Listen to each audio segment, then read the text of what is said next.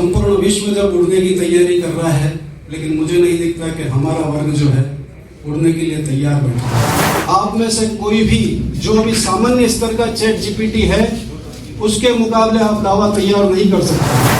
आपको अभी ये दूर की कौड़ी लगती है कि वहां से कोई विदेश से कोई वकील यहाँ पे केस लड़ने नहीं आएगा राजसमंद। हमको ऐसा सबको मन में भ्रम है कि हम समय के अनुकूल चले, समय के साथ चले, जैसा विश्व चल रहा है, जैसा जमाना चल रहा है, उसके साथ में हम चले। संपूर्ण भारतवर्ष विश्व में रनवे पर खड़ा है उड़ान भरने के लिए।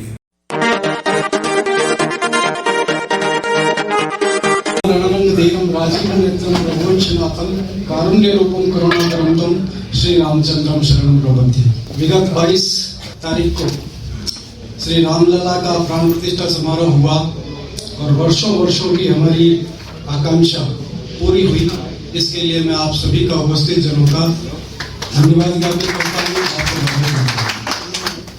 मंच पर विराजमान न्यायिक अधिकारीगण, वर्तमान अध्यक्ष सुशीलता बंधु एवं भगिनी, आज मेरे से पूर्व वक्ताओं ने मेरे कार्यकाल की जो प्रशंसा की, मैं उनको हृदय के अंतरतम से धन्यवाद देता हूँ। साथ ही ये कहना चाहूंगा कि मेरे कार्यकाल में जितने भी अच्छे कार्य हुए, जिनको आप मानते हैं अच्छे हुए, वो सभी आपका प्रताप था। आपके कारण ही वो संभव हो पाए।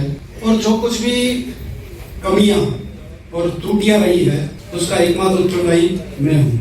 आज के अवसर पर अधिक नहीं बोलना है मुझे, लेकिन एक छोटी सी बात कह करके मैं अपनी बात समाप्त करूँगा। Now India is becoming third largest economy of world with $5 trillion GDP. संपूर्ण भारतवर्ष विश्व में रनवे पर खड़ा है उड़ान भरने के लिए। उस उड़ान में भारत का एक एक नागरिक भाग लेने वाला है और वो उड़ने के लिए अपने पंख फड़फड़ा रहा है, लेकिन अभी वो बंधा हुआ है। और मोदी जी ने जैसी घोषणा की कि 2047 तक ये देश विकसित राष्ट्रों में गिनती होगी। इन सारे परिप्रेक्ष्य में तो तीसरी सबसे लार्जेस्ट इकोनॉमी हम बन जाएंगे, $5 ट्रिलियन हमारी इकोनॉमी हो जाएगी और 2047 में जब हम विकसित हो जाएंगे, क्या बाहर की ये तैयारी है? क्या हम लोग उसमें स्वयं को कहां पर देखते हैं? संपूर्ण विश्व जब उड़ने की तैयारी कर रहा है, लेकिन मुझे नहीं दिखता कि हमारा वर्ग जो है उड़ने के लिए तैयार बैठा हुआ है। हमने कुछ सेमिनार अपने कार्यकाल में रखी थी, उसमें मैंने बार बार अपडेशन का, वकील समुदाय को समय के साथ चलने का, युग के साथ चलने का निवेदन मैंने किया है। और ये निवेदन बार मुझे इसलिए करना पड़ रहा है कि मुझे लगता है कि बार निवेदन करने पर भी उस ओर हमारा ध्यान नहीं जा रहा है। मेरा कुछ नवोदित अधिवक्ताओं से वार्तालाप हुआ था, चैट जीपीटी, एआई, इन संबंध में मेरी बातचीत हुई थी। मैं जुडिशरी से भी निवेदन करना चाहूंगा, कभी 2022 में पंजाब एंड हरियाणा हाईकोर्ट के माननीय जज साहब हैं, चित्कारा जी से नाम, उन्होंने एक मर्डर केस में बेल एप्लीकेशन सुनी और उस बेल एप्लीकेशन पर अपना ऑर्डर लिखाया। वो उन्होंने प्रोनाउंस करने के बाद में ये कहा कि ये ऑर्डर मेरे द्वारा लिखाया हुआ नहीं है, although it is signed by me. ये मेरे द्वारा हस्ताक्षरित अवश्य है, लेकिन ये मेरे द्वारा लिखा हुआ नहीं है। तो सबको आश्चर्य हुआ, who wrote this? इसने लिखा है। तो उन्होंने ये बताया कि एआई का इस्तेमाल करके, आर्टिफिशियल इंटेलिजेंस का इस्तेमाल करके मैंने ये निर्णय लिखा है। मैंने आर्टिफिशियल इंटेलिजेंस को इस केस के सारे तथ्यों को बताया। मनुष्य के मस्तिष्क की सीमा है, कितनी रूलिंग्स आप जान सकते हैं, कितने एक्ट आप पढ़ सकते हैं, उसकी सीमा है निर्धारित। लेकिन आप देखिए कि एआई हमारे सामने इस प्रकार का एक इक्विपमेंट या जिसको क्रांतिकारी परिवर्तन कह सकते हैं, ऐसा उपस्थित हुआ है। जज साहब ने उसमें उस केस के फैक्ट डाले और उस मशीन ने विदिन 2 मिनट, आज दिन तक माननीय सुप्रीम कोर्ट ने, माननीय हाई कोर्ट ने जितने निर्णय मर्डर पर बेल एप्लीकेशन के लिए लागू होने चाहिए थे, उसने विदिन 2 मिनट सारों को खंगाला और क्या बेस्ट निर्णय दिया जा सकता था, वो बेस्ट निर्णय उसने निकाल के दिया कि मेरी राय में ये निर्णय जो है सबसे बेस्ट है। जज साहब ने जब पढ़ा तो उन्होंने ये कहा अपने स्पीच में कि मैं इस निर्णय के आसपास भी नहीं पहुंच सकता। मैंने अभी पिछले जब सेमिनार हुई थी तो उसमें निवेदन किया था कि भारत सरकार ने अभी 3 माह पूर्व या 4 माह पूर्व विदेशी वकीलों को आर्बिट्रेशन के मामले और कुछ मामलों में स्वीकृति दे दी है कि भारत में दे कैन प्रैक्टिस कर सकते हैं।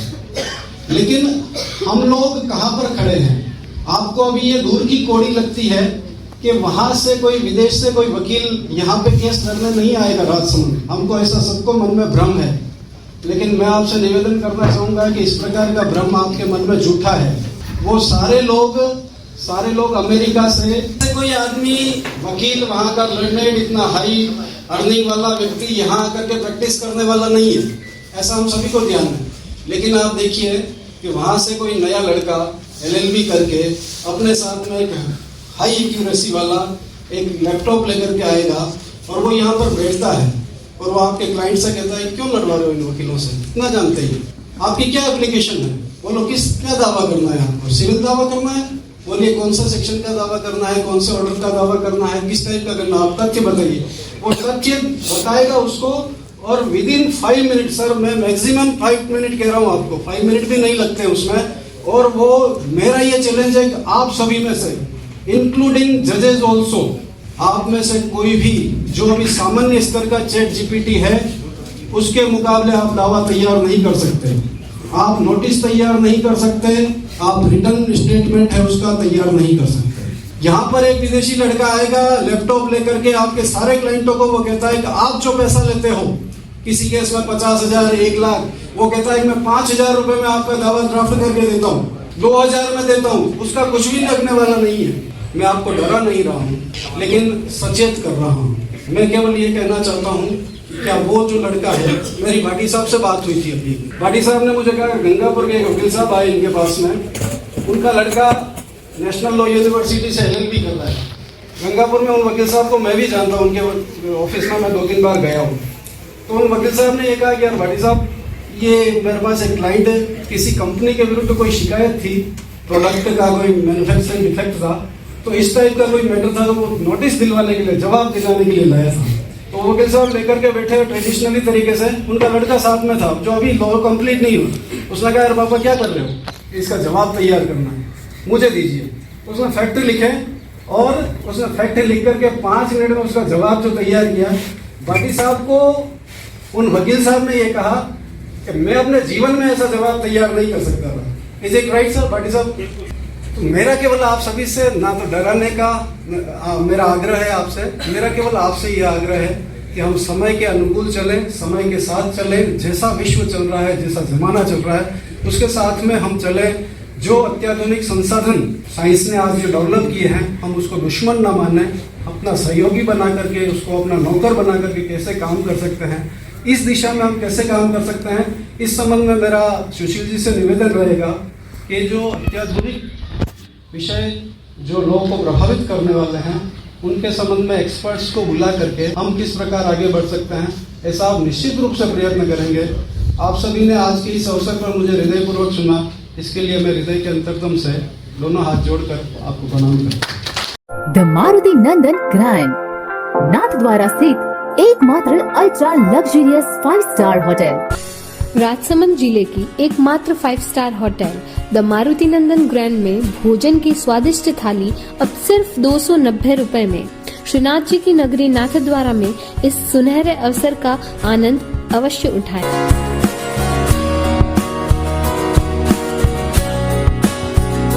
मारुति नंदन ग्रैंड, थिंक नाथद्वारा, थिंक नंदन ग्रैंड।